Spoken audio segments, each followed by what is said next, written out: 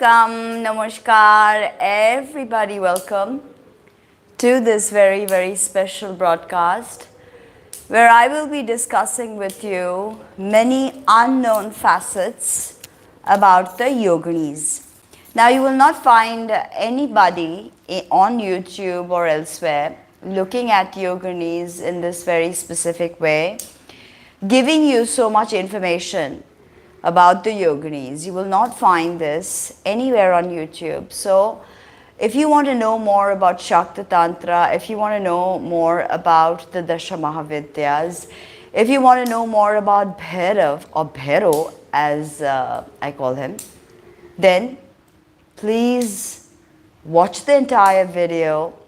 It will be a long video, yes, and I do intend to keep shorter videos, but sometimes the subject matter is such that it requires complete elucidation.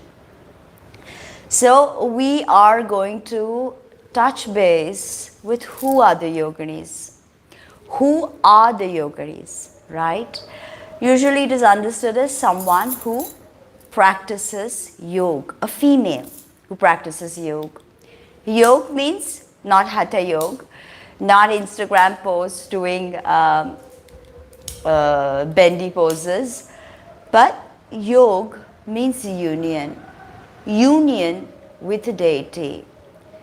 So if you want to know more about how to unite with your deity Isht, then this video is for you. So if you're new to the channel, then please welcome. Here in this little corner of the world, you will find very fascinating stories, anecdotes, information about Shakta Tantra. And you will find a lot of esoteric and hidden information that is not found anywhere.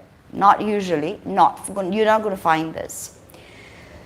So we are going to begin today this pretty long discourse on the Yoginis. Who are the Yoginis? What is their importance in our tradition? Who are they? How did they originate? What is the origin story? I have made numerous other videos on Yoginis. So if you've not watched them, then please don't miss them. Now, before we begin, of course, an invocation to Ganpati. You may worship any of the forms of Ganpati, but today we are going to start up with, Today we are going to start up with a very pleasurable little shlok. Shuklam Varadharam Vishnum Shashivarnam Chaturbhujam Prasannavadanam Dhyaye Sarva Vignopashantaye. As I said, Ganpati is Vignaharta and Ganpati is also Vignakarta. The duality. And this duality is ever present in the energy of Yoginis. And most people are scared of them, right? Who are the Yoginis or what is the story? I've got a lot of channeled writing from the Yoginis that what they want me to tell you. What is the scope of this information? It's all as elucidated by the Yoginis themselves. For many years, I have been looking into the Yoginis and the esoteric aspects of the Yoginis. I've been looking at the deeper understanding, and I've also gone to their beautiful temples. A little bit we will discuss, we will touch base with the temples and the high pathral temples, the roofless temples, and what it symbolizes. The next video that I will be doing will also be on Yoginis. So get yourself a cup of, hello. So get yourself a nice cup of coffee or tea, as I would prefer tea, and sit down. Preferably if you can sit on the floor on your asana. Many of you are my students who will be watching this. So if you have the asana that I have instructed you about, then sit on the asana. and think and meditate on what is being said here. So, Shakti worship. What is Shakti worship? What is Shakti? We say, okay, Shakti is Kali, Shakti is Durga, but what is Shakti? Shakti is the animating principle. Shakti is your breath and mine. Shakti is the chirping of the birds. Shakti is the falling of the rain. Shakti is the howling of the winds. Shakti is the animating principle. Life, animation, how everything comes to life. That is Shakti. So when we do Shakta worship, we invoke that principle within us, that animating principle within us, and we come alive with this. So this is Shakti worship, and Shakti is always feminine. Shakti worship has always existed as long as humanity's history. Shakti worship in some form or the other has always existed. Now take our civilization, for instance, the Vedic era. But if you go to the pre-Vedic era, I'm talking about Indus Valley civilization, and nobody has been successful enough to decode the exact time of the Indus Valley and Harappan civilization. Now I'll tell you something, that these civilizations are older than all the other civilizations. Sanatan is the oldest. And the funny part about it, the best part about it is that it is still being practiced. Unadulterated, unbroken tradition. All right. So when we talk about the Indus Valley civilization, and if you read the Devi Shakta also, you will see in Rig Veda there is Aditi. But Shakti worship did not originate with the Vedic Aditi. Shakti worship has been an integral part of our psyche, our ancestors. So they are discovering, as they dig up these Harappan and Indus Valley sites, they are discovering figurines of the Mother Goddess. Also in various parts of Europe, they have discovered the figurines of the Mother Goddess. Some can call her, Aphrodite, Venus, whatever. But we have discovered the unbroken lineage or tradition of Shakta worship. So remember that Shakti is the animating principle. It is what is making me speak. So when I do Shakti Upasana, my ability to speak is enhanced. When I do Upasana, my ability to interact, create, engage with life, participate in this drama of existence is enhanced. So keep that in mind. Now, the Shakti is the very epitome, the very symbol of Parabrahm or the divine spirit. Alright, Shakti is Parabrahm. Kali is Parabrahm, and this Shakti Upasana is Brahma Vidya. Right? It's Brahma Vidya, totally meant for Kali Yuga, meant for our times. Shakti Upasana. Now, in Tantra, Shakti is actually the highest spiritual bliss, the highest spiritual realization.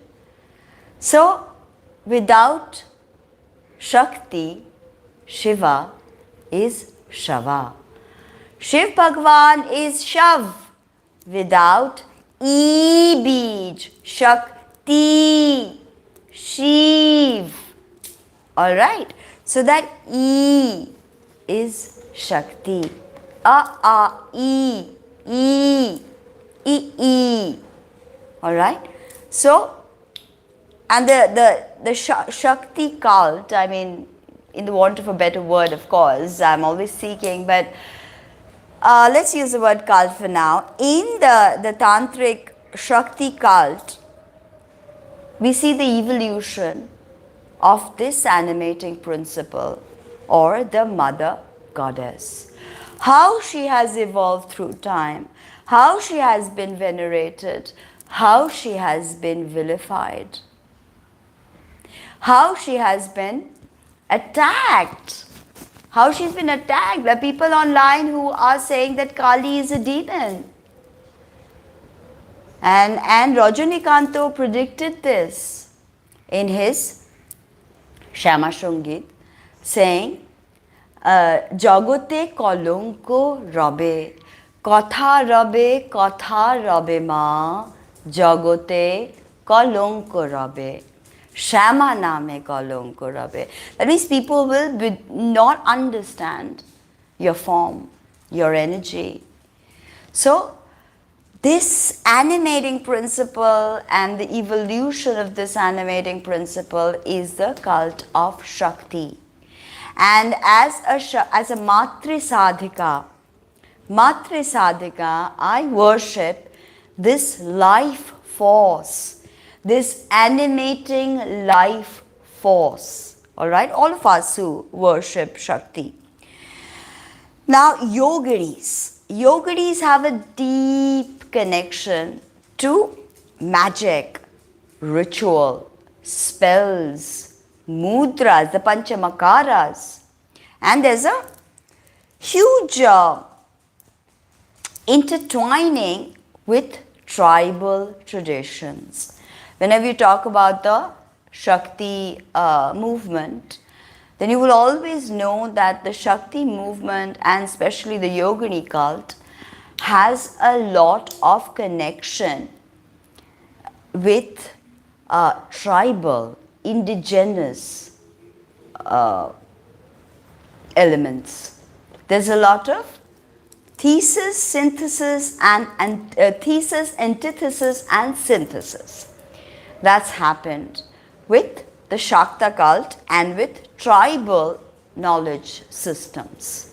So that's why even though I come from a Bengali Brahmin family, it's because of my Shakta inclinations. I've always been fascinated by tribal deities. And I dream regularly about tribal deities. And suddenly when I would see something and I would go and research and the names would pop up and the archetype would, the Devi would reveal herself. The folk magic is very powerful because Gramya Devatas or these indigenous deities are Jagrat. They're very, very powerful. Like Mildi Devi, we spoke about it in the Masan video. So, remember these tribal rural traditions have given the Yoginis and the cult of Yoginis a lot of knowledge. So, the Yoginis are always deeply intertwined with traditional tribal roots, which makes it so very interesting. This is without the Vedic dilution, right? These are indigenous people of the earth. They have a connection to the animating spirit that we call the Mother Goddess. So because of their connection, we learn a lot from them and how to work the magic, all right? Because tribal people always have a really good understanding of magic and how to make that work. So remember that. Now, I remember the time then when I was at Hirapur in Odisha, and I'm going to Odisha since I was a child with my parents, and Puri Jagannath Dham has been a regular. Every year we would go to Puri Jagannath Dham. And this is interesting because we would go to Bhubaneswar also sometimes, and from Bhubaneswar, there are the two main Yogini temples that are still active today. The two other very active temples are in MP or Madhya Pradesh. So the Chaussat Yogini temple at Hirapur that I'm telling you about, all the male deities, all of them have been replaced by a feminine energy. Those of you who take my Yogini WhatsApp course, you know this to be true. How Ganesha becomes Aingini. So, like that, not many, all of the male gods except Devadidev Mahadev, Bhagavan Shiv, the Adi Guru himself.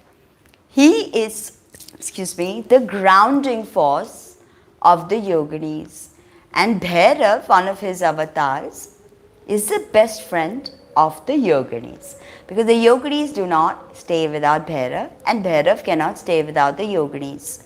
There are 64 Bhairavs and there are 64 Yoginis, and they need each other to work with this Shakti, or the animating life force that we call Ma, that we call Kali.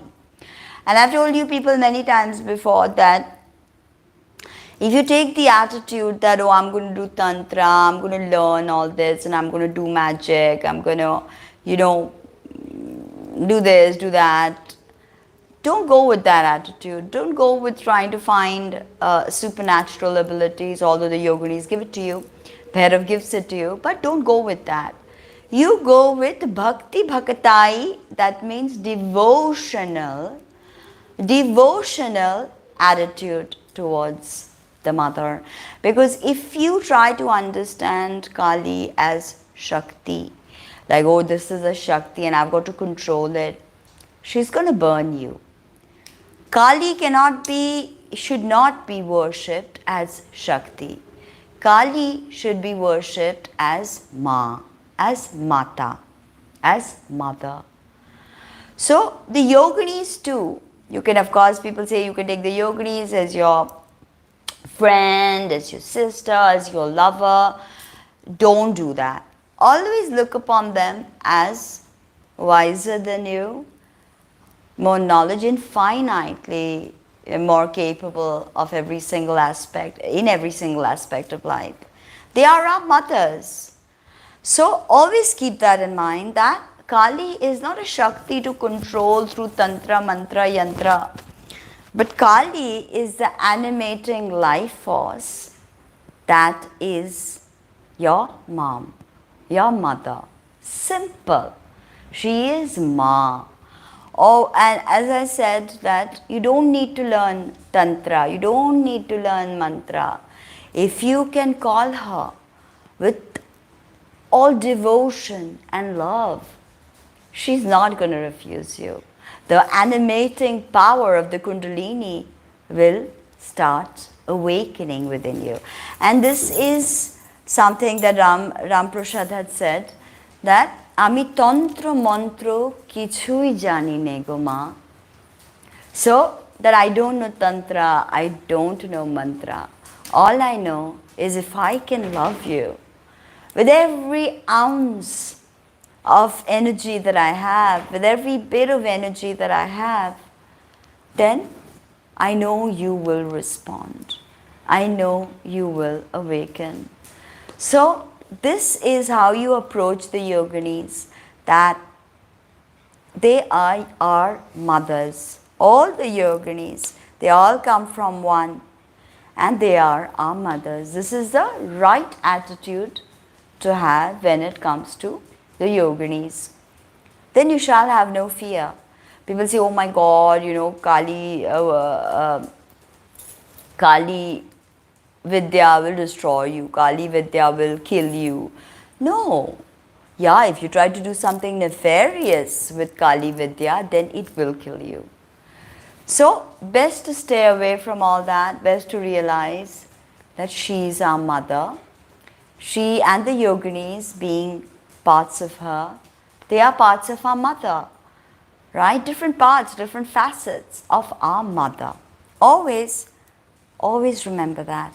And you will never have anything bad happen to you during Tantra sadhana. Nothing bad will ever happen to you.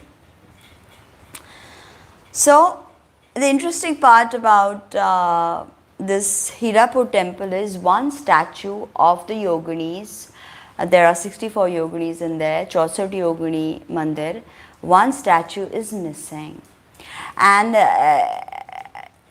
many attackers have tried to attack the hyperethereal temples, roofless temples. They have tried to steal the statues, and in fact the many statues are missing in different temples, and a lot of them are in the UK and in different parts of Europe like France and other parts of Europe. The Yogini statues are a part of our tradition, are a part of our heritage. The Yoginis cannot be dehomed like that. They cannot be, the statues cannot be removed and put in a museum. They are not showpieces. In fact, the hyperethereal roof, the point of the hyperethereal roof is roofless, sorry. The hyperethereal temples, it's roofless. That very much signifies that the Yoginis come alive at night.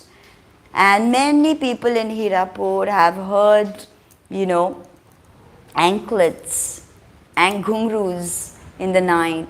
When the Yoginis, they dance in that open courtyard with Bhairo in the night. That's why also when you keep Bhairo in your house, if you're keeping Bhairo, you have to give him anklets, ghungroos, because Bhairo puts on, because flag is very important for Bhairo, and so are ghungroos, because he puts them on and he dances with the Yoginis. So this is very symbolic, because when Kundalini awakes, the sound of ghungroos can be heard.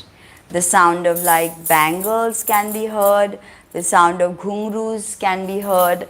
So that's pretty interesting to note. Everything is interconnected. All the things are so interestingly interwoven in the myths and the traditions and the folklore that sometimes it's absolutely astounding and mind-boggling. Because I have definitely had a very close association with Yoginis in many, many incarnations, and I dream about them, and I do their Shabdi Vidya for many, many years now, the Yoginis. That is the only reason why I can come in front of you and I can make so many videos on the Yoginis, and not one video has the same content. It's because, and I have not seen a single Yogini video on YouTube. Yeah, okay, people will say this is one mantra you read online and every website just regurgitates the same mantra. But this knowledge, this connection has only happened because of my devotion. Many, many years of utter devotion to understanding the Yoginis, the Kamrup Yoginis like Lona Chamari, Nona Chamari, the different esoteric understanding of the Kalves and the Bhairavs and the Yoginis, which I explained in the last video, last to last video. I remember I was wearing a white sari. That is the video in which I explained the esoteric meaning of Yoginis and Bhairav and the Kalves. So make sure to watch that. Now, so stolen statues must be returned. The Yoginis must be propitiated. Anyway, the Yoginis, the worship of the Yoginis, it doesn't happen anymore. Only individual people, because in the temples there is no worship. They do cultural activities in the temples. They have like plays or like other things and other kind of cultural tourism that's happening there. But the real worship is lost. The real worship. Now the other day I heard that a lot of tantrics are now doing siddhi of Yoginis or Kalve Masan. They call it Ded Phutiya. Ded Phutiya Masan, and they are using Yogini mantra to activate and animate Ded Phutiya Masan. Ded Phutiya Masan sadhana, pray. People are in Kali Yuga not interested in learning how to do Shiv Puja. They want Bhairav because Bhairav has supernatural abilities.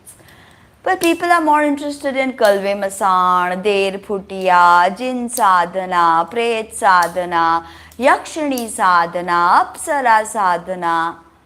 They're all part of Shiva Shakti for sure.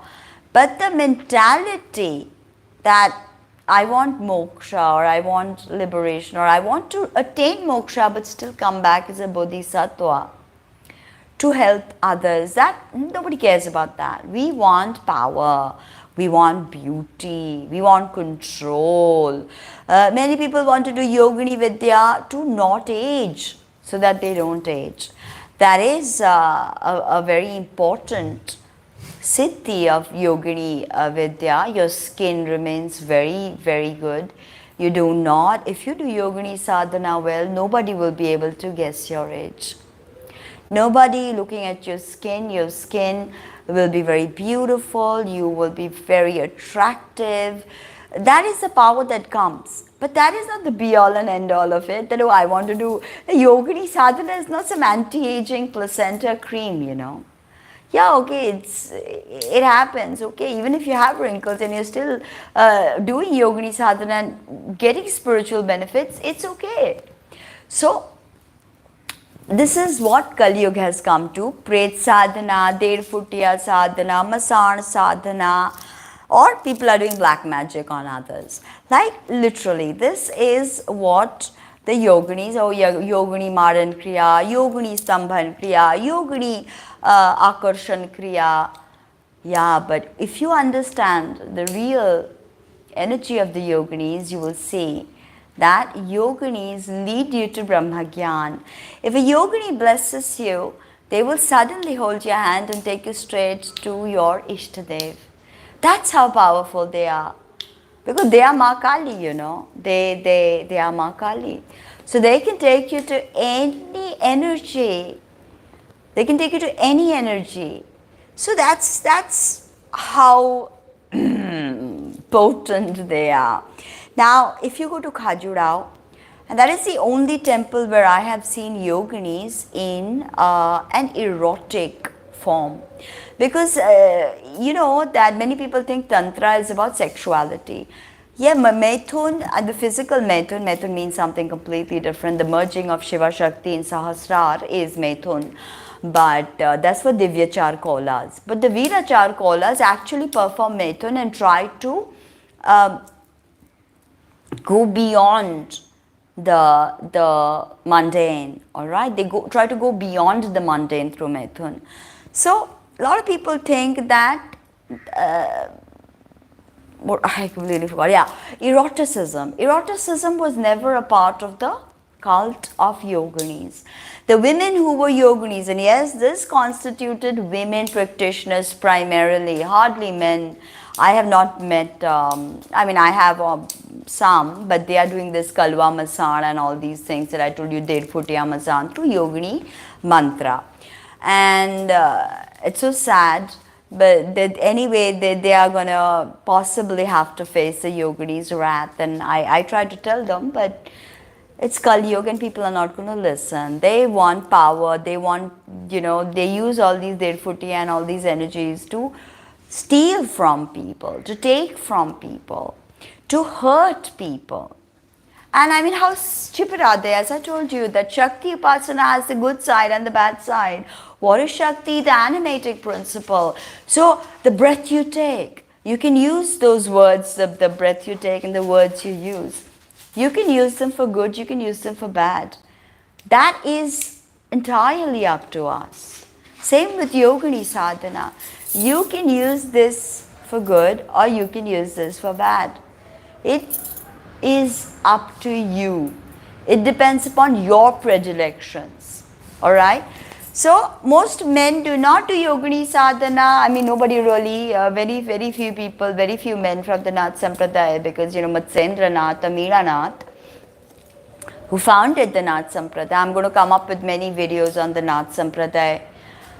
So, Meera Nath used to hang around with the Yoginis, so much so that he gave up everything and he would just roam the forest with the Yoginis. But I won't divert from the story at hand, that is some other time. When I go into Matsendra Nath, Dada Guru Matsendra Nath. Alright, when I talk about Matsendra Nath, then I will tell you about his connection with the Yoginis. And he had a crazy connection, Meera Nath, with the Yoginis. He was very, very close to them and he did not want to give them up. Then Gorakhnath had to call him back. Anyway, so in Khajuraho, in the temples, when you go and in Khajuraho, you will see yoginis depicted in slightly erotic ways, all right? And this eroticism has led many people to believe that the yogini women were into sex and intoxicants. No. In fact, if you look and study at the historical facts about yoginis, the yogini cult as a whole did not believe in eroticism, did not believe that methun, the physical form of sex, was a way to gain salvation, because they did not spend so much time with men. They did not, the yoginis, the group of women who were primarily yogini worshippers, and I will discuss the history, but they lived in isolation, like a kind of sisterhood, right? The coven of witches and all the symbology of the witches flying in the sky and, you know, with brooms and all that, naked, that all comes from the yoginis. Because the yoginis would do their puja naked. They do not wear any clothes. Even the way they are depicted in the temples, they are naked. And that is a very, very esoteric meaning. Why? I will explain soon. But let's just do step by step. In Khajuraho, the erotic images are absolutely astounding. And if you look at the erotic imagery, I will be able to explain to you, if you pick one up from Khajuraho and tell me, okay, Ma, what does this mean? I will explain to you what that means. It is not to be taken just as an act of sex. Alright? So the yoginis did not believe in the erotic as a way of liberation or as a way to realize Brahmavidya. Some offshoots of the yogini cults may have used eroticism as a tool, but it is not the be all and end all. Again, I'm going to tell people that Tantra is, eroticism is a part of it. But Tantra is the be all and end all of Tantra is not only eroticism. So please understand that this is with the sounds, with the postures, with the breath work, with the sounds, with the concentration on the different chakras of the third eyes, you animate that Shakti inside, you animate the energy. You can turn it inwards or you can put it out there outwards. It all depends again on you. So, in fact, the only difference with the Khajuraho temple is absolutely stunning, and you will not believe it that in those Khajuraho yogini depictions, there are yoginis putting on lipsticks. There are yoginis with purses, like naked and purses, and some of them are apsaras also. Of course, apsaras are there, yakshanis are there, yoginis are there in Khajuraho. So it's very interesting that the yoginis looked really nice, and they would have their, you know, makeup and their lipsticks and, you know, all that thing, all that stuff, all right, possibly made of blood, because the yoginis love blood. That's why they love the color red. What does blood mean? Blood means life. So the yoginis love life. The yoginis eat the flesh of the demons. Demons, the lower impulses. The yoginis love life and they eat the flesh of the demons. They consume the blood of the demons, because the life of the demon or our lower impulses drags us to possibly what you understand as hell. Okay, so this is very, very interesting in Khajuraho. When you go to see the temple, you will see that all other yogini temples are circular. Okay, circular, like the womb, circular, like the breast, circular. Whereas this Khajuraho temple that I'm talking about, this is a square, a quadrangular actually. It's quadrangular. And the energy is just so beautiful in all the Yogini temples, all the Yogini temples. So this Yogini cult, the peak of the Yogini cult was the 8th century BC. And I mean, we've come a long way from the 8th century BC, and most of the teachings have been lost. Why? Because at the very beginning, the Yogini women were extremely mysterious. As I told you, they did not mix with society. They lived alone in the jungles. They invoked these yoginis who would come through with the Khechari mudra. They would come and they would, there would be a union with Bhairav, and Bhairav was the only male. Shiva and Bhairav are the only males that the yoginis can tolerate. They do not tolerate even the other gods, like Ganesh becomes Aingini. Vishnu has a form of the Yogini. So this is quite interesting to note that the peak was 8th century and all of their rituals were shrouded in mystery. They did not reveal that, okay, this is our ritual or that is our ritual. I will tell you about one of their most esoteric rituals known as Shava Chedan, where they take a dead body and they ritually, after all the rituals, they decapitate the head. And many people have started spreading nonsense. The yoginis are bloodthirsty, they were cannibals and they were killing people. No, this was done to a shav of a lower caste person, and the family was promised a funeral, grand funeral, and then the yoginis would perform the Shavachedan. Now, maybe I think in the next video, I will tell you all about Shavachedan, Khechari Mudra, Vishuddha Chakra. The activation of the yoginis is primarily here. So in my yogini class, as we go through each meditation, ultimately the meditation of the yoginis happens in the Sahasrar. So this part to this part is the playground of the yoginis. And then if you manage to bring the energy here and bring it up here, the yoginis, if you manage to bring it up here, the yoginis will bring it up here, and the Brahma Granthi will be pierced and the Kundalini will rise up to Sahasrar. So remember, Shavachedan, the decapitation of the head. Why? Energy moving from Vishuddha to the ears. That's why many yoginis, and it's very interesting because do you know that silence has a sound? And when we talk about meditation and we talk about that, when you meditate, you can hear, and Blavatsky had written this beautiful poem, The Voice of the Silence. And I actually recited The Voice of the Silence. It's in my channel like 12 years or 13 or 14 years ago on this channel. And The Voice of the Silence actually goes into some of the esoteric teachings of the yoginis, because the yoginis hear sound in silence. And they can discern silence in sound. So the sound and the speech are very connected to yoginis, and the Khechari Mudra is very connected to yoginis. And of course, the yoginis are the archetype on which the witches of Europe have been based. The naked witches. Can you hear that? That is the wind howling, and this is how the yoginis howl too.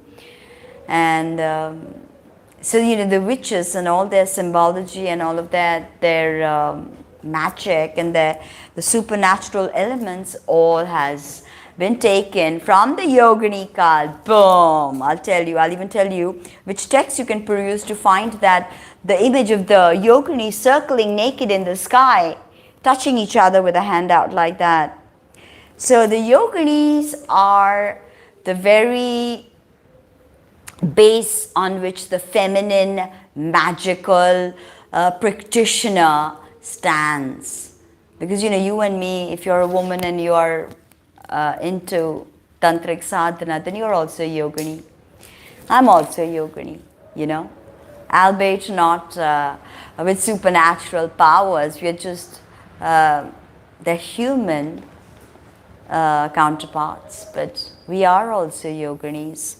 So always remember that they are so very, very magical and mystical, and in fact they form an important niche of SHAKTA Tantra pantheon. They are very, very important. In fact, Ma Kali, if you establish Ma Kali's chowki in your house, or you start to do Ma Kali's mantras, you will see that certain Shaktis, they travel with her and her attendants, and even Bhairo. If you are worshipping Bhairo, you have already, the yoginis already know about you. So, can you hear the wind howling? As I said, temples are hyperethereal, roofless, and Hirapur is exactly 15 kilometers south of Bhubaneswar, Orissa. And Bhubaneswar is, like I told you, I've been going to Bhubaneswar since I was a kid, and it's about 15 kilometers south. And there we have the 64 Yogini, Chauset Yogini temple. And the Chauset Yogini temple in Odisha is in Ranipur, Jhadial. In Ranipur, Jhadial.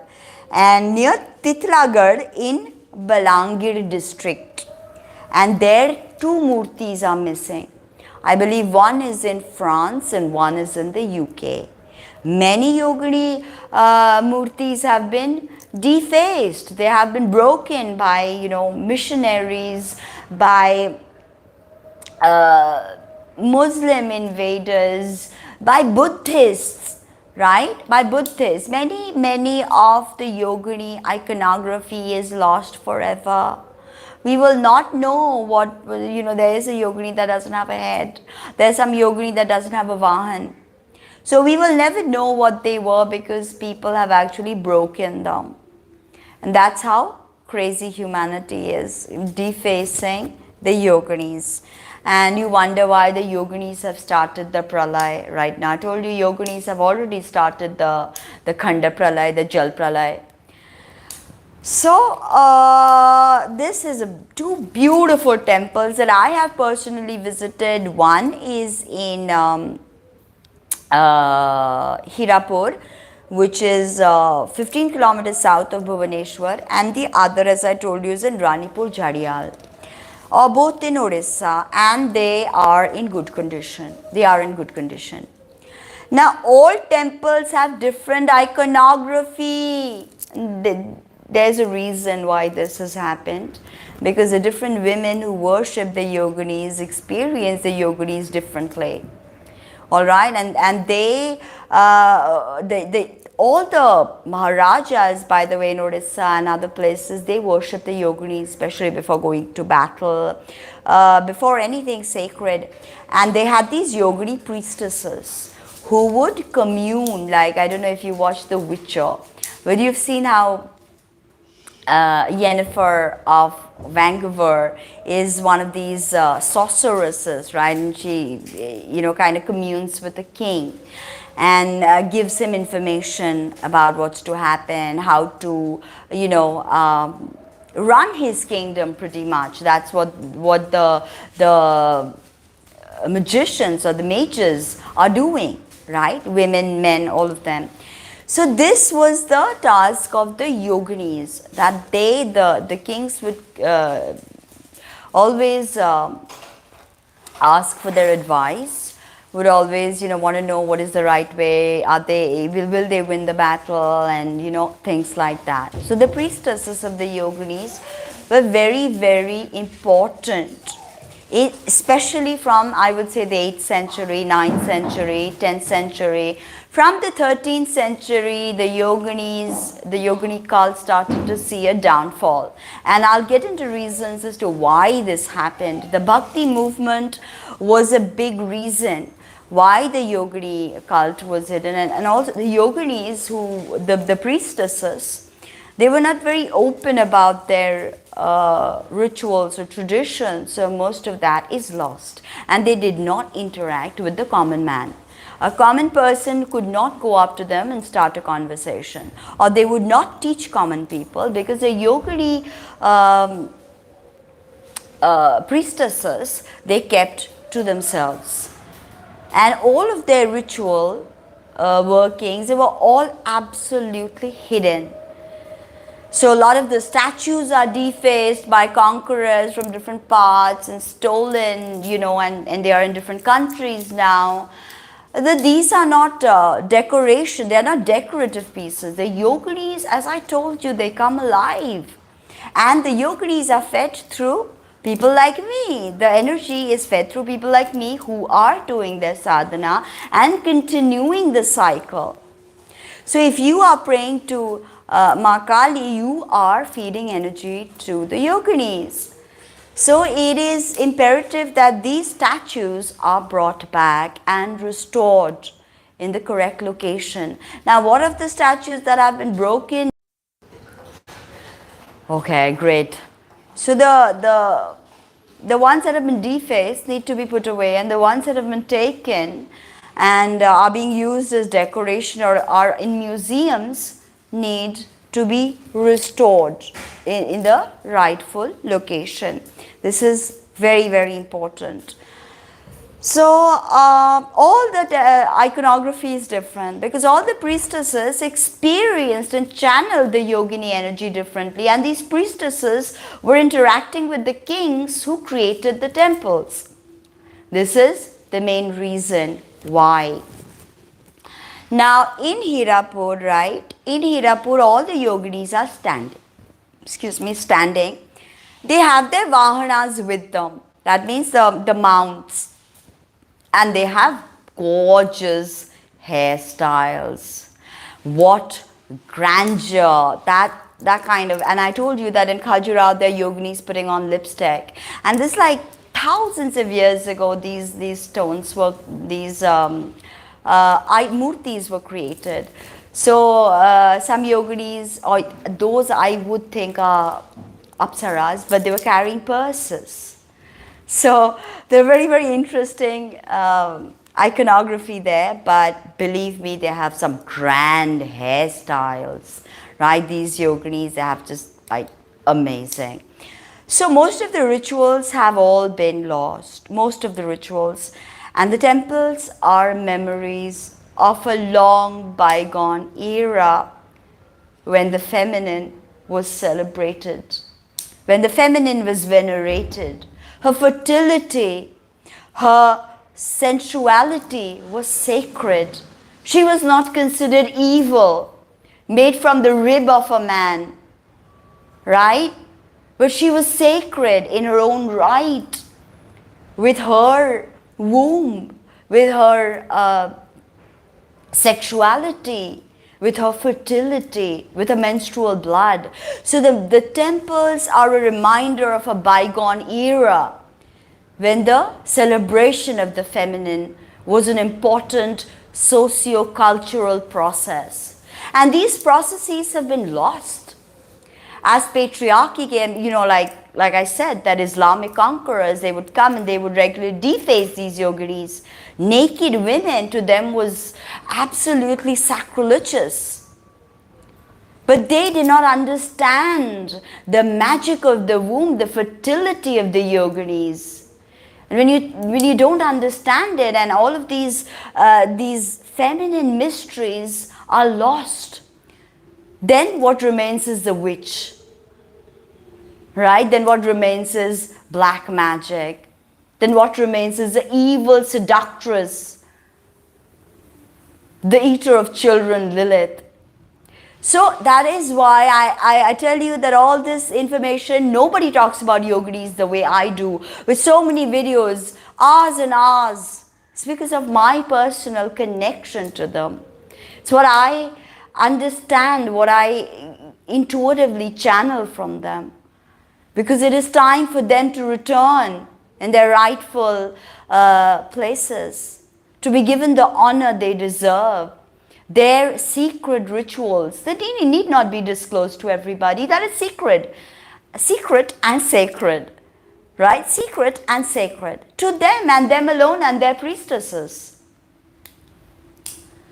So, it literally brings tears to my eyes to think of all the yogini temples standing as monumental symbols of the feminine energy and the powers of the feminine energy. I told you Shakti, the animating principle, and anima mundi. Anima mundi is the animating principle, and it is always feminine. So this is very, very important to understand that we need to celebrate the feminine in her in the rightful way. Menstruation is not something ugly or something evil, or she doesn't need to stay locked away in a room unable to do her ritual. She doesn't need to be kept like that. This is a biological process. This is a part of her magic that needs to be understood. No, because I don't think people are ready to understand it. That needs to be accepted and just live and let live, honestly, is the thing. That the feminine is not a force of evil. The feminine is not a seductress. The feminine is not interested in black magic and keeping penises in a jar as pets, or no. These rituals connect to Shakti, connect to Ma Kali, connect to the primordial feminine force.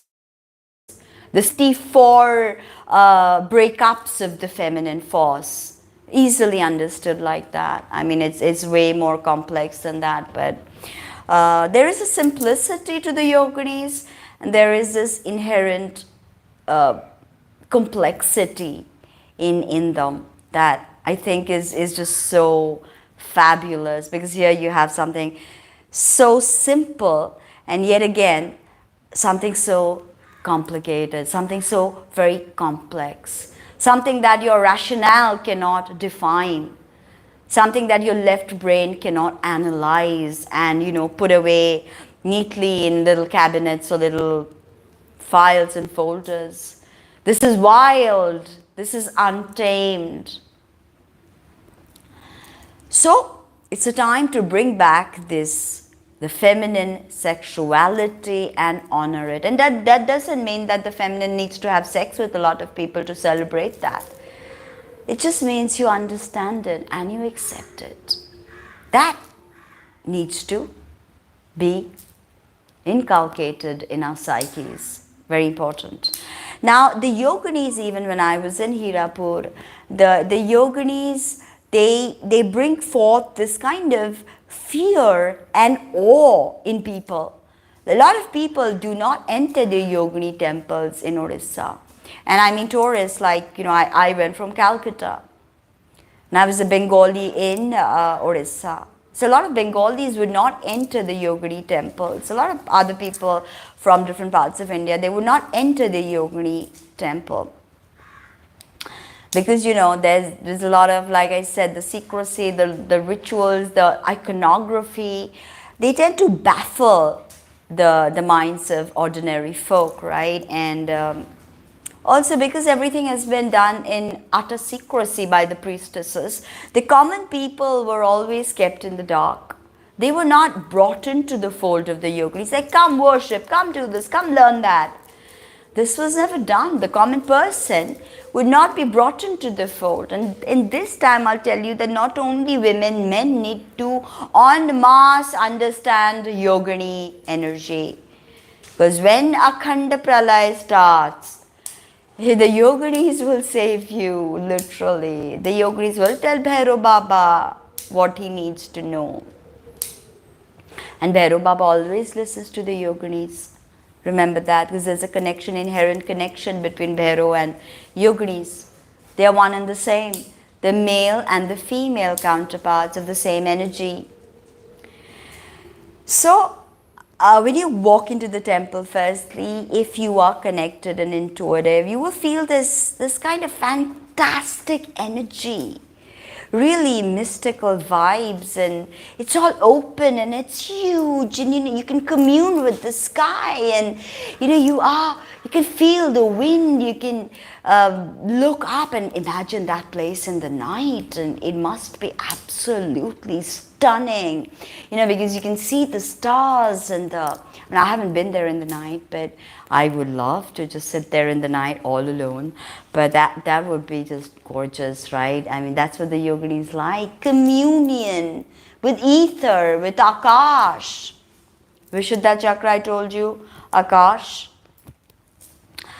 So, the images are also fantastic. Fantastic! Some of them have very scary, what some people have said, demonic expressions. I don't consider them demonic expressions. But in some people's punitive intellectual capabilities, they tend to think of that as demonic. But of course, the yoginis have a wrathful attitude. They're wrathful. They're not gonna, mollycoddle you. No, this is the, I won't say dark feminine, because, it can be misconstrued, and there are so many permutations to this word dark feminine. But, in one side we have Durga, and in one side we have Kali. And Kali is that energy, and that does not need any validation, does not need any superfluous actions. Kali is stark. Kali is like no frills, okay, no fancy, no frills. This is how it is. So the yoginis are kind of like that, and that's why I often refer to them as the dark feminine principles. That doesn't mean they are not motherly, doesn't mean they are into black magic, doesn't mean they are demonic. It just means that they are the side of femininity that has no excuses, that will give you no excuse, that lives life on her own terms. So that is why she is the dark, she's the inexplicable side of the feminine energy, the inexplicable side. You can't explain this. You can only feel it. I cannot find words in a thesaurus to define, logically, definitely no, to intellectually define, because, logic takes a back stance. You cannot predefine or, cogitate upon these principles with, say, analysis or rationale, because this is a place where rationale leaves you. It's a place of the dark feminine. There are no rules. There is energy. It is up to you how you receive that energy. The priestesses of the yoginis, they were not into eroticism as a method of Kundalini Jagran. They did not. They were not into it. In fact, the only yoginis that have an erotic motif are the ones at Khajuraho. And interestingly, that is the only temple that has a quadrangular structure, whereas every other yogini temple has a circular structure connecting it to the womb, to the breasts. So it is time to understand this aspect of the feminine. Feminine does not, the feminine energy need not be a wife, need not be a mother, need not be a sister. She just is. So, when you ask, a woman is always known by her father or a husband, or I'm a mother, I have all these responsibilities. But a woman is not alone. She's never alone. The yoginis defied this logic, and they lived alone. They were alone, and there was only the Bhairavs with them, but the Bhairavs danced with them. So you can understand that the Bhairavs are not toxic masculinity, whereas they are amalgamating with the feminine. It's like a smooth iteration. It's a smooth amalgamation. The Bhairav and the Yogini energies. So in every single myth, in every single folklore, in every single moray, there is a deep symbol. The understanding of the magic of the bygone eras. And this is the best part. Every single time that my parents took me to these temples, and I mean, in fact, Odisha Bhubaneswar was a place we went every year. And my father was absolutely fascinated by the Yogini temples. I mean, he's one of the only person I actually know who was equally as fascinated as I was. Because he understood the idea of the feminine who did not answer to anybody. I mean, he gave birth to me, but he understood that. And every single time that we went, it was an absolutely supernatural experience. And it was not even in the night or anything. It was stark daylight. And the hyper-ethereal temples, the roofless temples, it's such a communion with spirit. It's astounding. You have to visit. In fact, if some of you wanted to visit the hyper-ethereal temples of the Yoginis, I told you 4 temples, numerous temples all over India, but they lie in ruins. They are desecrated. Nobody worships in them, and actually men cannot worship Yoginis in this temple. It only has to be done by a priestess. The Yoginis are very clear on this. And the priestess lineages have been lost because these priestesses most probably did not marry. They most possibly did not continue the lineage. So everything is lost and gone, and the temples lie in abject ruins. But these 4 temples that I told you, 2 in Madhya Pradesh, 2 in Odisha, oh yeah, you can feel their energy. All those statues have been defaced, statues have been stolen, but they hold that Yogini energy. And I felt that. This is fantastic, I tell you. And it's a wrathful attitude that evokes fear. That's why many locals, they do not enter into these Yogini temples. Oh, you will be cursed by the Yoginis. Many Bengalis also, they do not enter into Hirapur and the other Yogini temples. They look at it, the architecture from far, okay, great, but they will not go in. So, you see the therianthropomorphic form. The form is therianthropomorphic. What does that mean? That means human body with animal heads. So, a lot of the Yoginis have therianthropomorphic forms. I told you Ganesh is a therianthropomorphic god. The head of an elephant, body of a human. So this forms, like that, many of the heads of the Yoginis are parrots, hawks, peacocks, eagle, pigeons, and owls. I have got my son. His name is Damru. Say hello, say hello. This is my son, and he absolutely loves all these discourses. He's come to talk to me about it. Very crazy energy he has. That's why his name is Damru. Now he's back here again. Mostly he's begging for food, but maybe he's come to hear the discourse. Who knows? So as I said, that the wrathful attitude, the wrathful emanations, they evoke fear in the general masses because they don't know how to understand the wrathful faces, the wrathful emanations. But fear not. What are you so afraid of? Right? What are you so afraid of? The thing to remember is that who worship the Yoginis? Like I said, the common people really did not have much of a connection with them. The common people did not even enter their temples. It was the kings who worshipped the Yoginis. The priestesses would only commune with the king. As to, okay, this is a battle you need to go to, this is a battle you will win, this is a battle you will lose.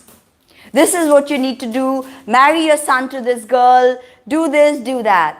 The priestesses of the Yogini cult were the main brains behind the king. His spiritual power were these priestesses. And I mean, their teachings, their lineages have all been lost. The Yoginis are quite unruly. Excuse me. And why? I'll tell you a little story why. Devadidev Mahadev, Shiva, Bhagwan Shiv, he slayed the demon Jalandhar. And after slaying the demon Jalandhar, he summoned the Yoginis, right? He said that, look, I need you to come, and I need you guys to come, all 64 of you, and I need you to devour the blood and the flesh of this demon Jalandhar. And interestingly, in this anecdote, the Yoginis refused Shiva. They said, no, we are not coming, we have other things to do, we are busy. So the Yoginis are, again, like I told you, they are the part of the feminine that will not listen to you. You can be Devadidev Mahadev. You can be the creator, the destroyer of everything, but they are not going to bow down to you. They're not going to listen to you if they don't want to. Yeah, you can try to become Bhairav and try to cajole them that, hey, you guys, I'll give you this, I'll give you that, will you come? Maybe they may come. But this one anecdote, I think, exemplifies the energy of the Yoginis. They're not going to come. Shiva called us to devour and they love flesh and blood of the demons, right? They should be going, okay, Shiva will be appeased, we'll get blood and we'll get flesh of the demon Jalandhar, but they didn't go. So they have a tremendous mind of their own, right? Although tantric in nature, they are mentioned in the Puranas. Example, the Kalki Puran, the Skanda Puran, the Chandi Puran of Sarala Devi. They are mentioned, the Yoginis are mentioned there. Now, myth apart, alright, we can go into fantastic myths, but myth apart, the Yoginis are Gram Devatas, like I told you, who protect individual villages. So they are tribal deities. That's why the Yogini priestesses possibly were women, tribal women, who took the tribal deity and established her in a different way with different rituals that they came up with. They are essentially Gram Devatas, and they are very animated. They are very Jagrat, very active. Tantra, when Tantra at the peak of the Shakta tradition, infused new life into this cult, and the Yoginis gained new forms and interpretive meaning. So the Yoginis were also, kind of like rebirthed with the interest of Tantrics, the Tantric women, the Tantric Yoginis, the Tantric Bhairavis, who wanted to look into the power of the Yogini. And they realized these Gram Devatas and they gave them new interpretive meanings. New forms were assigned to them. So there's a lot of intermixing between ancient pre-Vedic traditions and of course the Puranic tradition and the Tantric tradition. So they kind of, their energy has percolated through the ages, through mass consciousness in some way or the other. Now, when you talk about the Yoginis, you talk about magic, you talk about surrealism, you talk about abstractions, abstract art, abstract ideologies, abstract thinking, magical potencies are all a part of the Yogini cult. Now, the Yoginis are aspects of Devi, like I told you, and they are formed from, very, very interesting, listen to this. The Yoginis, some of the Yoginis are formed from Ma Kali's voice, some from her sweat, some from her navel, some from her forehead, Lalat, some from her cheeks, some from her lips, some from her ears, some from her limbs, and some from her toenails, and some from her womb, and some from her anger. So how interesting is this story of how they formed.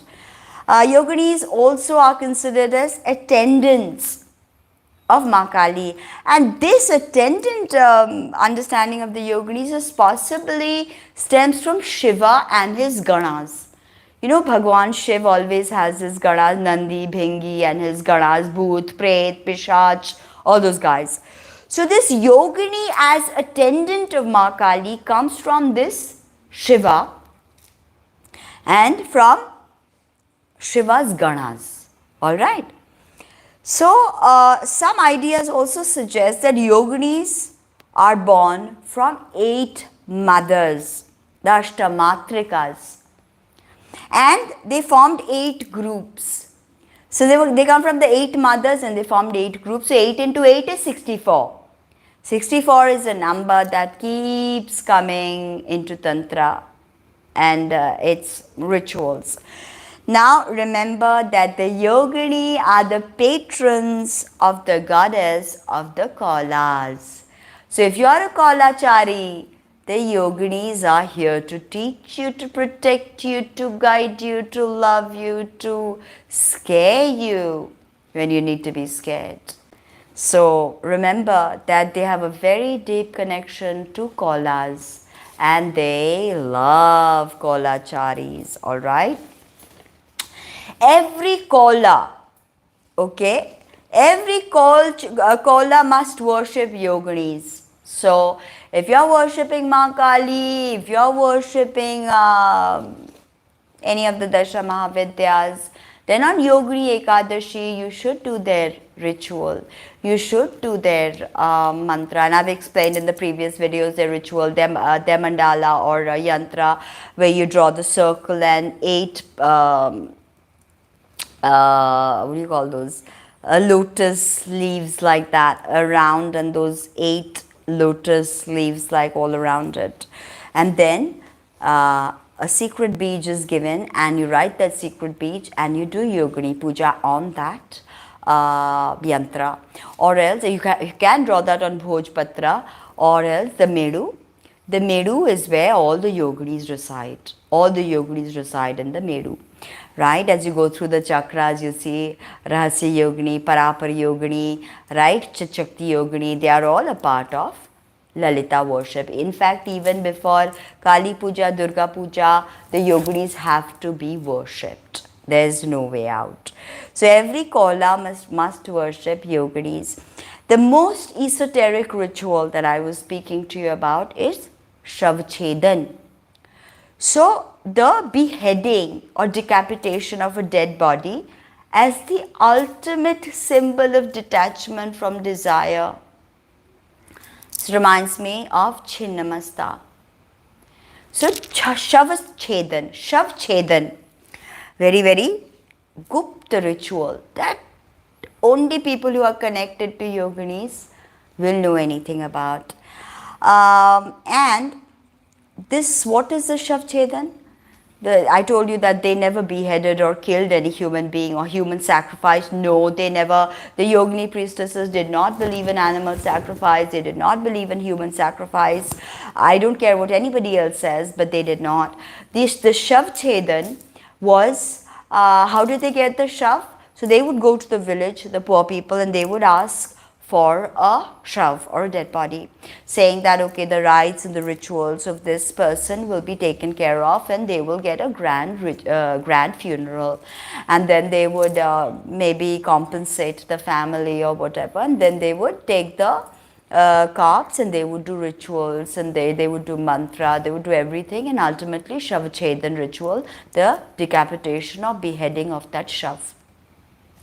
So this, what was this? This was a direct declaration of their detachment from the physical reality.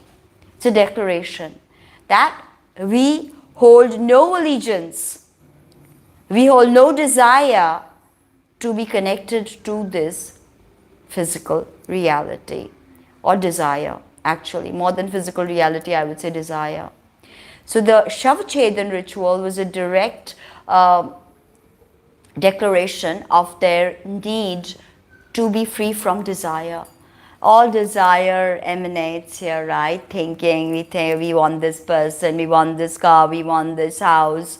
So all desires, we get enmeshed in our desires, entangled in our desires.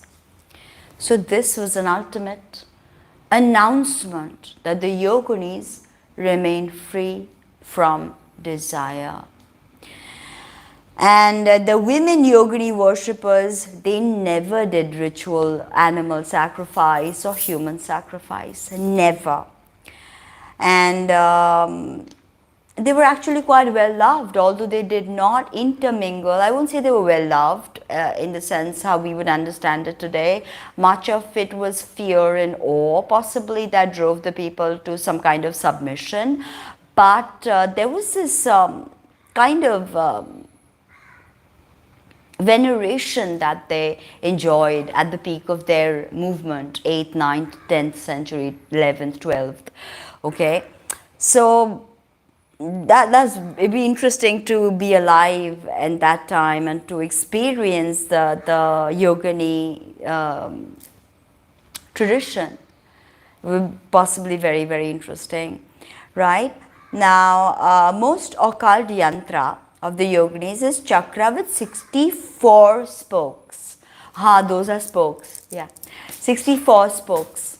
So I told you that the simplest, yogini yantra is circle, Gupta Bijan, and spokes, 8. But here, this one is 64 spokes, and oftentimes they were formed by female worshippers. The 64 spokes were, the women would stand in alignment as a 64 spokes, each representing a particular yogini. And all yoginis are forms of Shakti.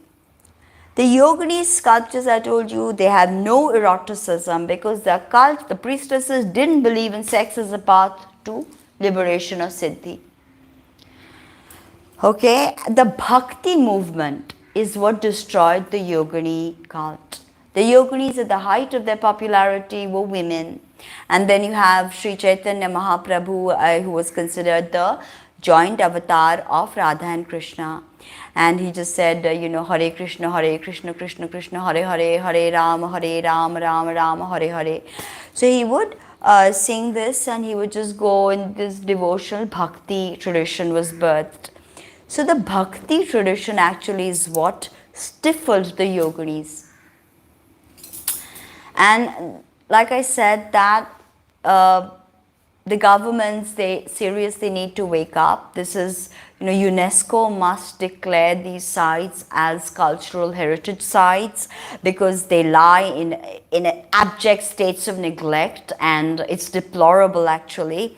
And like I told you, that very few tourists even come there. This should be a hub of feminine-centric cultural tourism, spiritual tourism. But tourists are scared to enter.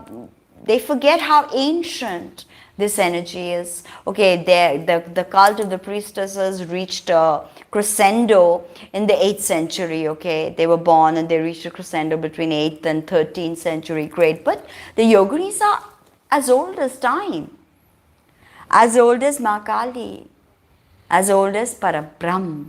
From Parabrahm they emanate. So please understand that they are ancient deities, and they appear in Kesanhim of Vedas actually, where yoginis are praised.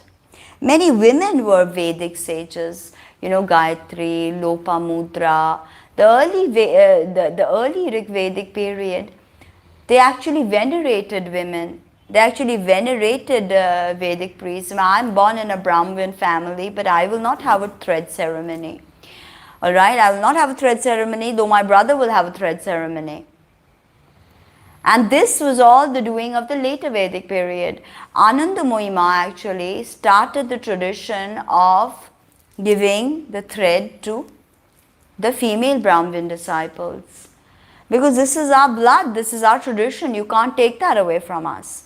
So if, why was Lopamudra, why was Gayatri? Many powerful sages of the Vedic times were women.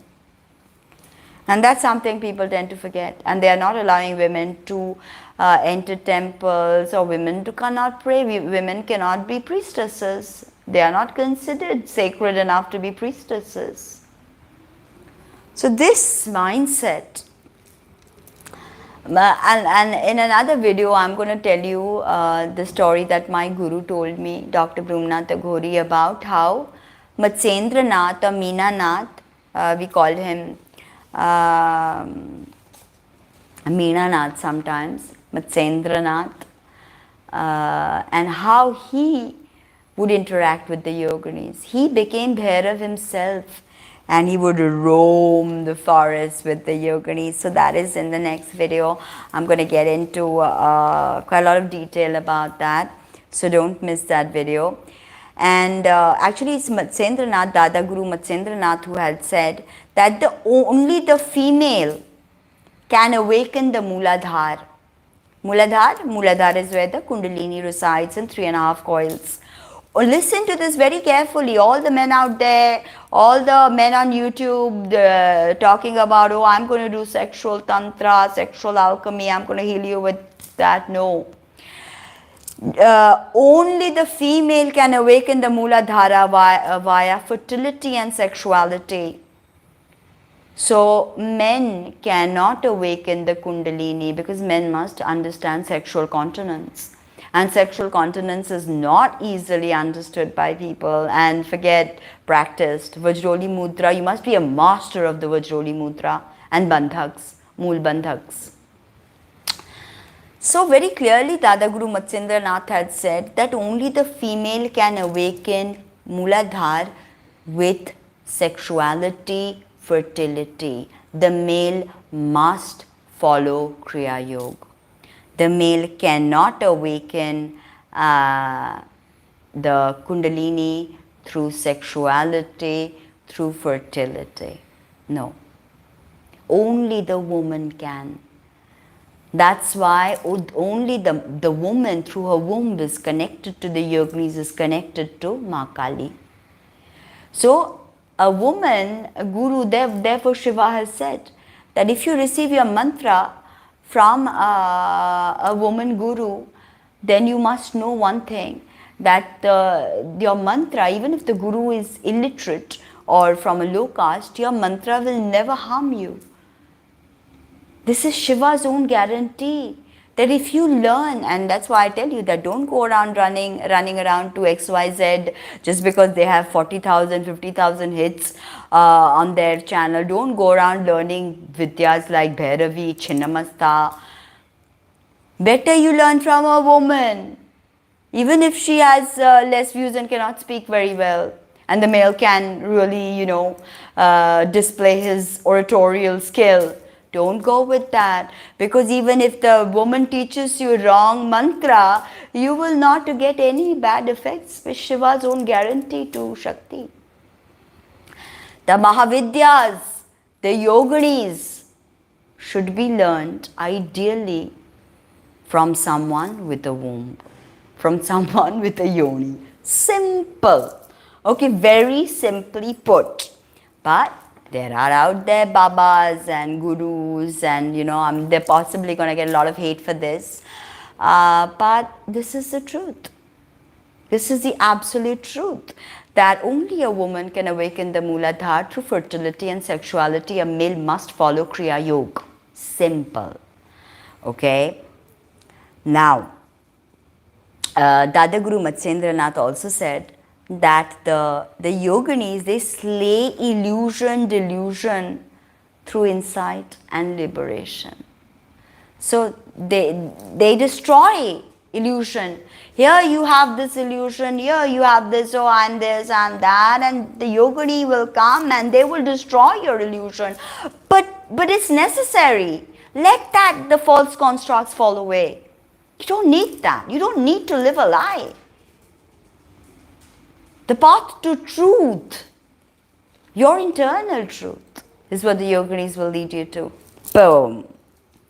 Now, in Hatha Yoga Pradipika, a text, a yogini is a female initiate who can preserve her own genital ejaculate, known as rajas, and contain the male sperm bindu by Vajroli Mudra. So how many people actually follow bandhaks and do Vajroli Mudra? Very few. Very few. So in this particular text, this is the definition of a yogini who knows how to retain her own ejaculate. It's not easy. It's not as easy as it sounds. Believe me. Okay. Many women tend to hold the sperm in, and they lie on the floor and they put their legs up because they want to hold the sperm in to procreate. But that's not what this is. This is intense and this is very, very difficult. Vajroli Mudra must be learned. Advanced courses, advanced level of Uchishta Ganapati also I teach Vajroli, advanced level of Yogini and Bhairo, Vajroli Mudra is taught. Now, why were the Yogini temples abandoned? Okay, why were the rituals lost? Right? Patriarchy killed it. Simple one word, but the Kola Margis, the Shakta Margis are the only ones who have preserved their magic to some extent. Women who will dedicate their lives to understanding, interpreting, channeling this energy of the Yoginis. It's not easy. Have to form a lifelong commitment, dedication to them. It's not, oh, I made a few videos and that's it. Oh, I wrote. And it's interesting to see how scholars write books on Tantra. How scholars, supposed scholars, I mean, how can you be a scholar of a subject if you're not a practitioner? So most of these books are just regurgitation upon regurgitation, you understand? But only when you intuitively channel. As I told you, that should ask anybody, why do they do Shavchedan? Nobody will be able to tell you why the Yogini priestesses did Shavchedan.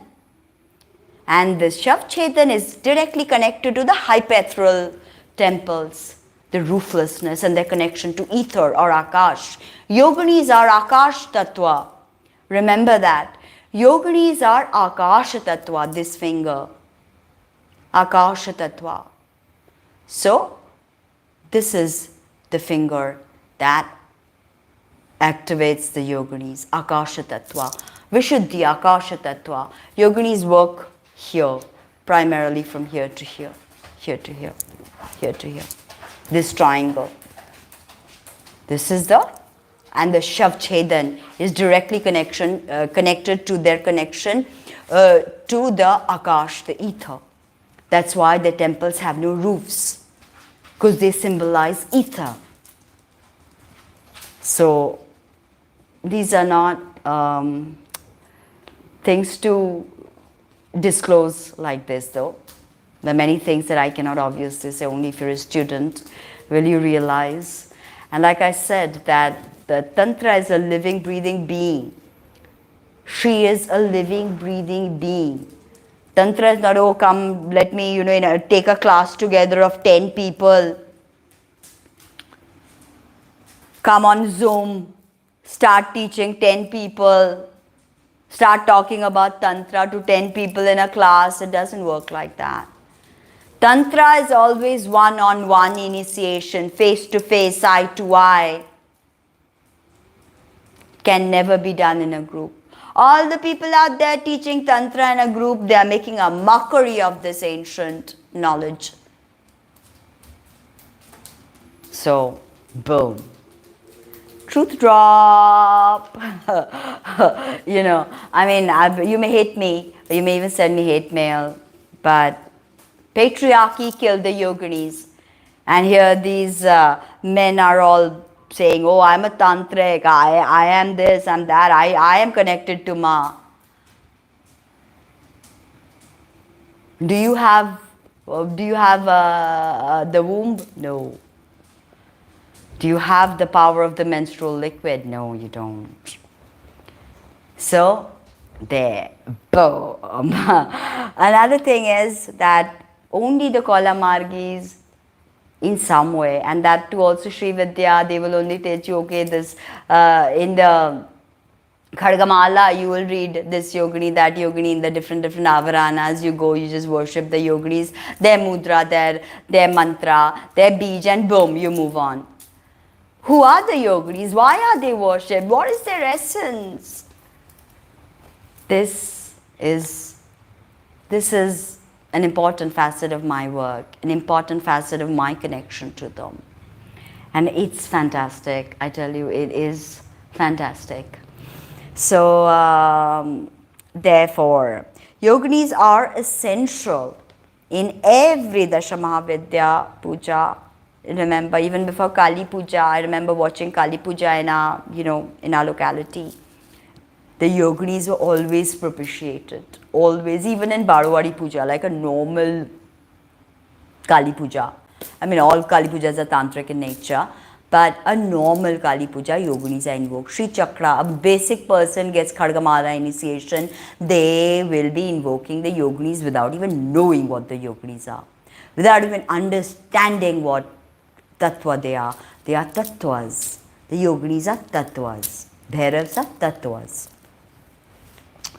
So remember that. Now, the best part is that a lot of this work that I do with the yoginis, it happens in my dreams. And it is such a powerful download. May I call it download? Such a powerful download that I am compelled to spend a lot of time in understanding their energy and, you know, why are they suddenly appearing to me.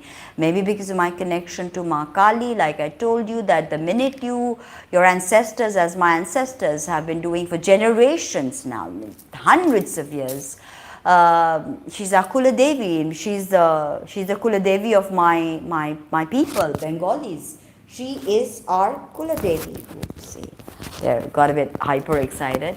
So she's our Kula Devi, you know. So the minute you start praying to her, certain Shaktis start interacting with you.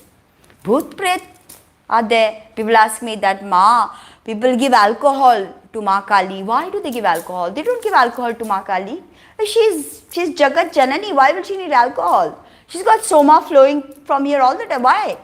It's the Bhoot, the Pret, the Pishaj, the Masars, they all walk with Ma Kali, they all follow Ma Kali. Even the demons follow her. So you appease all the ganas, all the people. If you establish a chowki of Ma, immediately they start Ma. The two Mahavidyas primarily, Kali and Tara. The ganas are going to come. The savari, if you have a savari or you don't have savari, they are going to come, the ganas. Then they will start interacting. Now somehow the yoginis have got me. Somehow the yoginis are interacting with me. Somehow they want me to tell you their story. And I mean, I'm a person of such limited capabilities, honestly. So I don't know why they chose me for it. And there are people far qualified. There are people far qualified. I don't know why they chose me for this, but they did. And, once I take upon something, right, I take something upon me to do it, to execute it, I do it. So the Yogini Tattva, as it appears to me, as I, it's like an onion, but an infinite onion. You keep peeling layers and layers and layers and layers, and here you're left with more and more questions and more questions, and inexplicable, like, the words fail me. And I kind of like, pride myself on having a decent vocabulary, but these things are such that the human intellect is dwarfed. I think, therefore I am. No, thinking is not going to do it. So this back and forth, thesis, antithesis, and the final synthesis. I mean, I've not got to the synthesis part as yet, but it's a work in progress. But I'll get there. So. And very interestingly, for many, many years, I have been seeing chakra pujas in my dreams, in my meditation, yogini chakra pujas in these temples, in Hirapur, in Raniganj, in Ranipur, Jhariwal. So, and the very interesting thing with the chakra rituals, they also show me different forms. Like I told you, that the forms of the yoginis, why do they differ in every temple? It's because the priestesses, the yoginikar priestesses would channel the yoginis, and then they would tell the kings, okay, this is how it is, this is what it is. And the kings would build the temples, because the kings had to pray to the yoginis. The king, anybody like, how, what was the name of the guy? Warren Buffett? I think it was Warren Buffett. No, I think it was JP Morgan. And JP Morgan said something rather interesting, that, millionaires don't need astrologers. Understand this. Millionaires don't need astrologers, billionaires do. Boom. Same way, normal millionaires don't need the yoginis, billionaires do, and billionaires who have the billionaire energy. Boom. So, the yoginis are, they connect to a priestess, and they relay different forms, and they give certain ideas. Certain things are pulled from abstraction and then interpreted, albeit in a more marginalized way, because I'm after all human and I don't have that kind of supernatural abilities. But whatever little intuitive, intellectual also a little bit, because you kind of have to format all this knowledge. So yeah, it's like I said, it's a work in progress, and I am trying with all my devotion and all my love to accomplish this. So let's see, if you want to visit the temple, and if you want to stay there with me, a small little group, that'd be so amazing. I don't think they'll give us permission to really go into the temples in Hirapur at night, but what if we could just figure out some kind of permission, and we could meditate in that hyper-ethereal temple, in that circular womb, all the 64 yoginis around us, and that could be something, right? That'd be so amazing. And so they suggest to me different forms. They suggest to me different devis and devatas. Like I said, that different gram devatas appeared to me. Different gram devatas, like suddenly Monusha started appearing to me. Then the Bodoma, then Masani Ma, Shitala Ma, Mildi Ma. Mildi Ma, I never knew about Mildi Ma. And a lot of these tribal folk magic, it's like I just know it. Like I've never heard it, or my gurus have never taught me this, because this is done by uneducated rural folk, this kind of magic. And also anyway in Tantric, in the Tantra, in the Kola Tantra, we believe that the lower caste woman has the most power to succeed. I mean, looks bad upon me. I was born in a Brahmin family.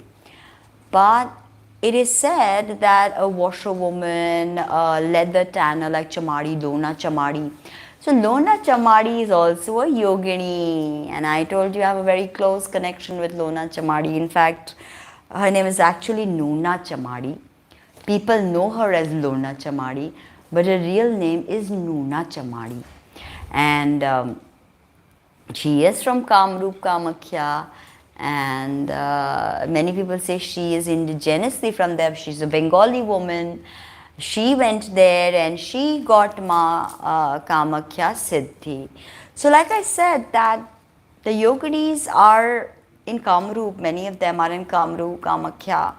And of course I told you about Tirya, the place where no men are allowed. It's only a place where yoginis live. Kola yoginis, and these yoginis have, I mean, I don't think I'll be allowed there, because they can transform men into parrots or buffaloes, and I mean I can do none of that. So I possibly may not be allowed there. If I manage to go to Tirya and manage to say that, hey, I want to live with you guys, I may not be allowed, or maybe they'll take me in and they'll initiate me, who knows. So that's there in Assam. Like I said, Kamakhya is such a powerful place, and it is a place that I so want to go and stay, because every single mantra you do in Kamakhya, it's amplified. The results are amplified. It's absolutely amazing, that place Kamakhya I told you. So they show me, they tell me names of all these Gramin Devatas, all these like Meldima, like these kinds of, Shitala Ma, Masani Ma is 360 Masanas. So all these kinds of things, stuff that I didn't know. The yoginis, they tell me these things, and they show me chakras, they show me, they suggest different names to me, different forms to me, and also images of Methun with Bhairav. Very, very powerful experience. Images of Yogini Methun with Bhairav. It's absolutely a soul enriching experience. It's like I said, that if I try to say this, words are not going to do justice, because it'll possibly be misunderstood. And so sometimes silence speaks volumes. So it's a soul lifting experience, and all these images of chakra puja, all these images of yoginis dancing with ululation. I mean, and my the hair on my nape of my neck is standing, my hands are standing.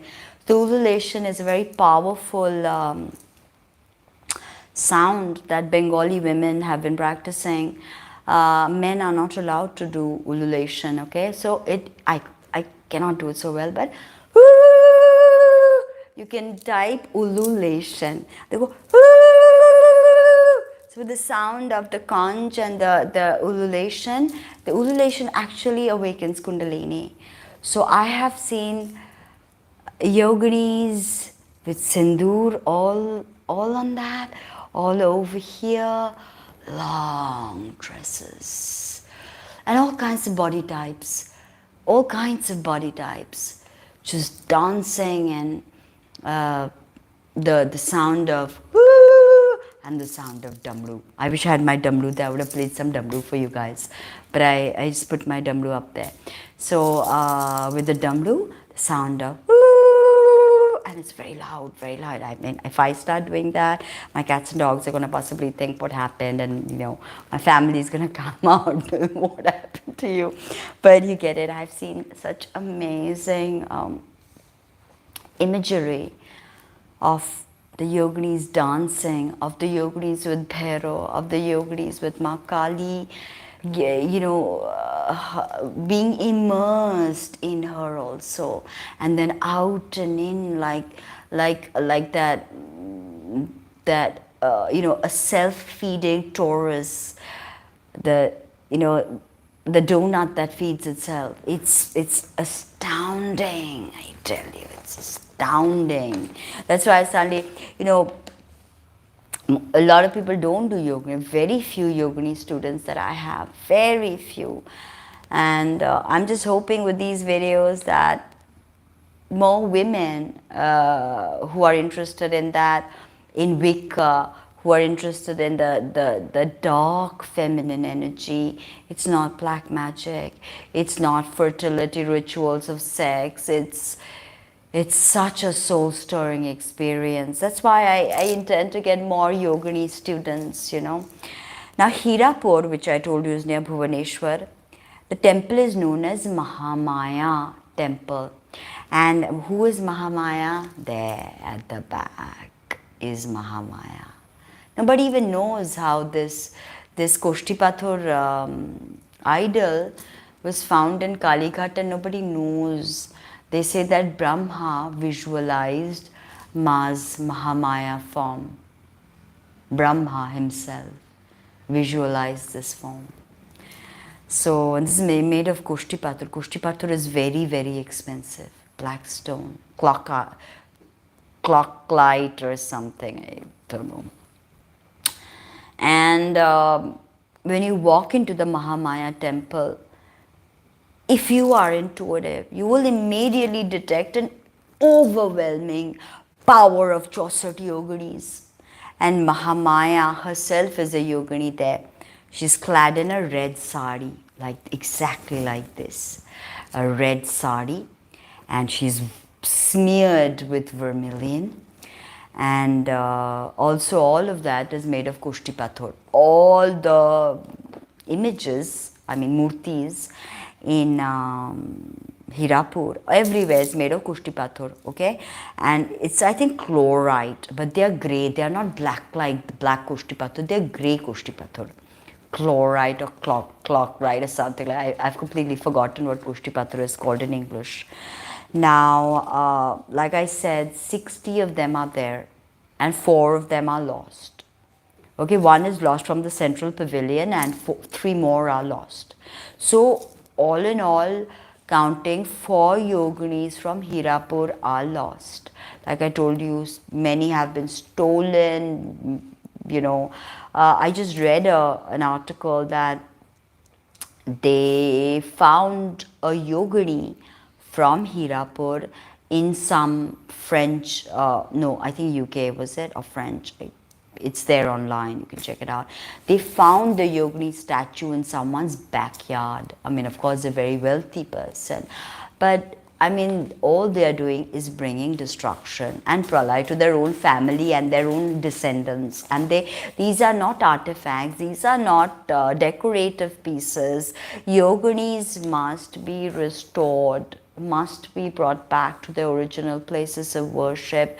Priestesses must be installed there.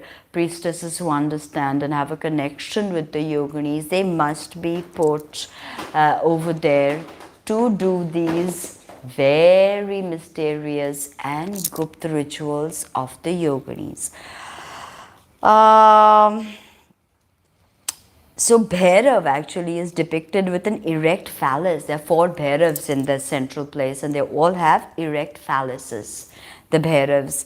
Then all of this is actually signaling to fertility mysteries, deep, profound fertility mysteries that are lost to us. What we understand as Yabhyam in Vajrayana. Alright? So the Vajrayana people were very smart, since they took most of, since they took all our deities, they took our understanding, because ultimately Buddha was SHAKTA Tantric, So he taught only very few people Vajrayana.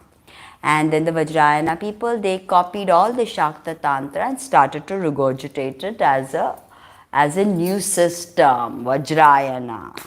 Alright. So what you have to understand is the Yabhyam is nothing but the Maithun of the Yogini and the Bhairav. So all of these things, they all originate from these deep fertility, esoteric, occult rites of magic, secrecy, fertility, that the yoginis hold the keys to. And they can only be resurrected by enthroning the yoginis in their rightful places, by the right ritual done to them, and the rituals are lost. So there has to be a whole new breed of priestesses who will commune with the yoginis, who will come up with the rituals. A lot of the rituals Matsyendranath knew. So, that's also quite interesting that a lot of, and I'm not saying any of the Nath Sampradaya people now will know any of this, but it can come through at some point. And the right yoginis have to be established in these places, and the fertility rites must be continued. Now, yoginis could transform humans into birds and animals. I told you the story of Teriya and Nuna Chamari in Kamrup. So they're very, very powerful. They fly in a circle and they eat flesh of the demons, like I told you. Now, many of the later renditions have said that they eat human flesh. And that's why the people were so scared to enter the Yogini temple premises, because it was said that supposedly the yoginis eat human flesh. But the flesh that they eat is your lower frequencies, your lower impulses. Yeah. So that's something to think about. And they fly in circle, eat human flesh, and they write ancient texts actually. So the European witchcraft and Wicca and the whole tradition of European witchcraft stems from here. Even the iconography of naked witches flying through the sky, circling each other, right? All of this is all of this has been inspired by the Yoginis. Boom. In Sundarban, you won't believe it. I lived in Sundarban for a while, and I was part of a documentary there. I stayed in a place called Hemnagar, which was right on the border of India and Bangladesh. So there was the Matla Nodi. Matla means inebriated. And Matla Nodi was the character of that river. Nodi means river. The character of that river was absolutely intoxicated. Quite one time, sudden. Matla Nodi was crazy. So Hemnagar here, where all the Royal Bengal tigers are just boom out there, because there was no electricity back then. And this is like this is ancient history, like 2003, 2004, it's like ancient history. So you have all of this in Hemnagar. 20 years have passed, 2 decades. Oh my God. Ugh. So in Hemnagar, when I was staying there, and boom, opposite, you could see Bangladesh and the Matla River. And there I stayed in the house of Shautali witches. These women were wise women. They were Shautali, tribal. And they were known as witches in the community, not bad witches. They were medicine women. So if you had a stomach ache, you'd go to them. And the most important work they did, the male counterparts were called ojhas.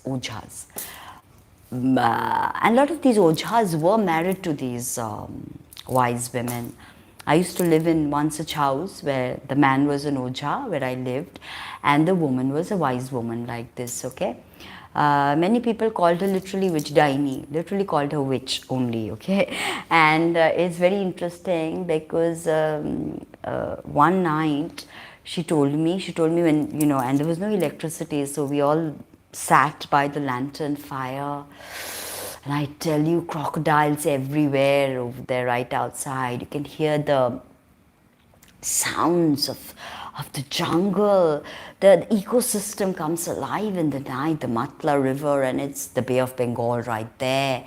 And this woman, she told me that tonight there we have a circle, we have a ritual, and you must come. So I didn't realize that it was only for women. And if her husband, I thought that her husband was going to be included, you know, because he's a roja. So the main work they do is they remove snake venom. Okay, jhadna they call it, like pilia jhadana, or like snake venom jhadna. Okay, this is what they do, the ojhas. And he gave me the root of a plant. And he said that if you carry the root with you, you will never get bitten by a snake. And I was there for an extended period of time. But I was never bitten by a snake. And I went to some really dangerous places. So cutting the story short, I have to go now. It's almost 2 hours that I'm live. That this woman, she wakes up in the dead of the night. I think around midnight. Everybody goes to sleep very quickly there, very quickly, right? There's nothing to do. There's no electricity. There's no entertainment. There's like no internet back in the day. There was nothing to do, like literally nothing to do. So I would come back from shooting and then come back and couldn't even take a bath because it was just like thing. And I'm totally used to taking a bath. The last thing I do is take a bath, do my puja and go to sleep. And then again in the bed I do certain rituals. And my husband's like, your night ritual is like never ending. So I'm that kind of a person. I have to be brushed, my hair has to be groomed 100 times, thing, skin cleansing ritual, blah blah blah. So you know, I was finished over there, like finished. They had a pond over there and they would not allow me to go and bathe in the night because, you know, they were worried I'd fall. And sometimes a woman would come with me and she would scrub my back, and kind of felt a bit weird in the beginning, but later I understood it. And I totally let her comb my hair, do my things. It was really nice, really kind of her, and you know. And I usually don't get naked in front of anybody, but Even in women, I'm always like, okay, I'll go into the room, I'll change. Can you go out? But there, boom, she's there. I get naked, get ready, and she'd do my hair, and put on my night dress, and then we'd go to sleep. So that night, she said that, get up. And she woke me up. I went to sleep. She woke me up, and then I quickly slipped on my track pants and put on a loose t-shirt, wore a sweatshirt, dyed my hair, and went with her. All right, and I think I wore some mufflers because it was really cold.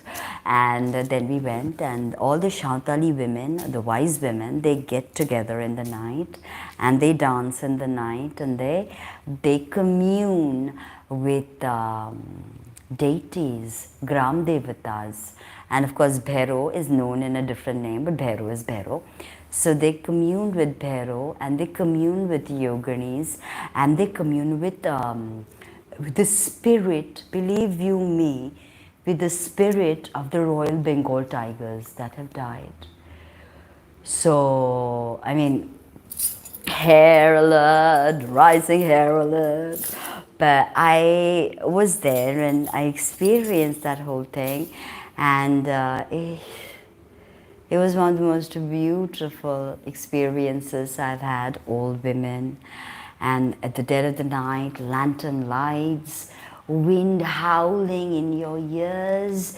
It was a no moon, of course, so there was no silvery pale hue, no glistening moonlight, with just a kind of blackness, a kind of, womb blackness.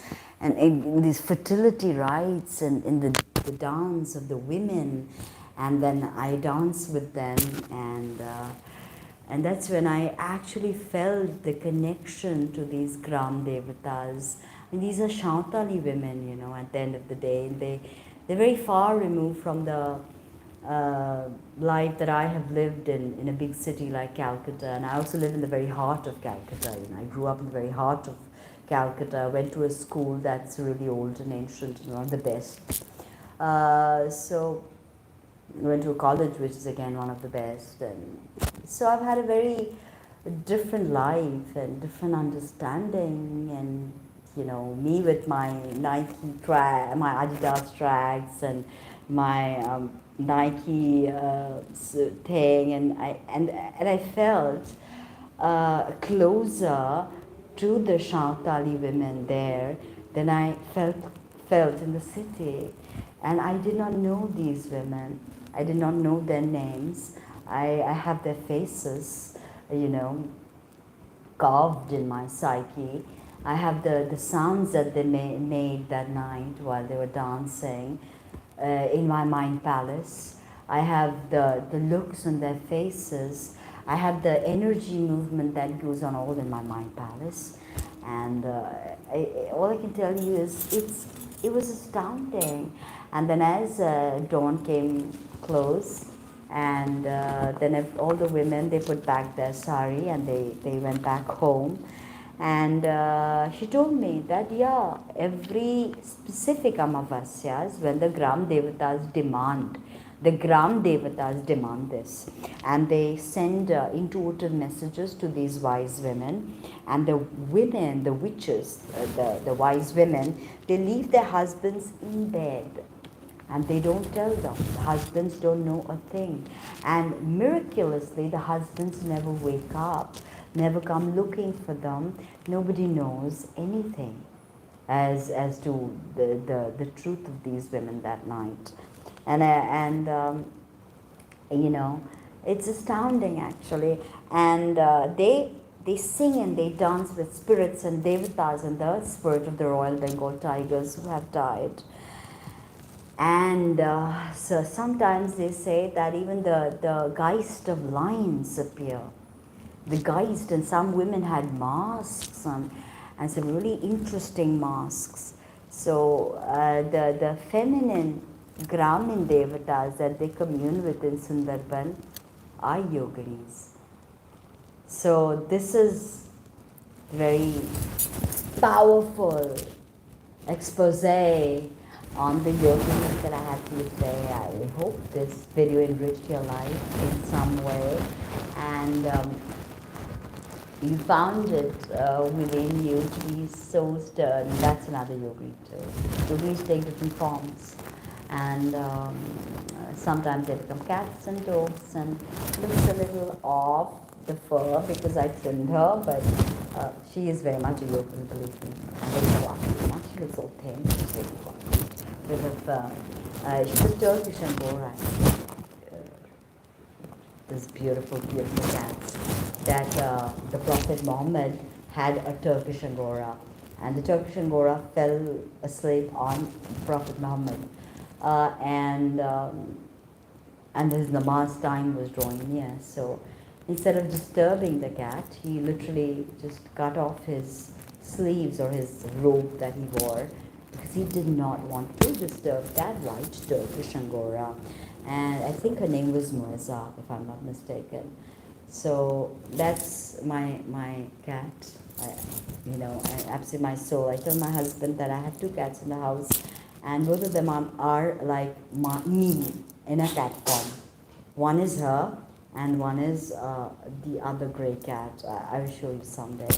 So, and I do feel very strongly the yoginis come through animals, animal totems, owls and parrots and eagles and vultures and parrots. Parrots are heavy. In fact, there is a yogini called Matangi.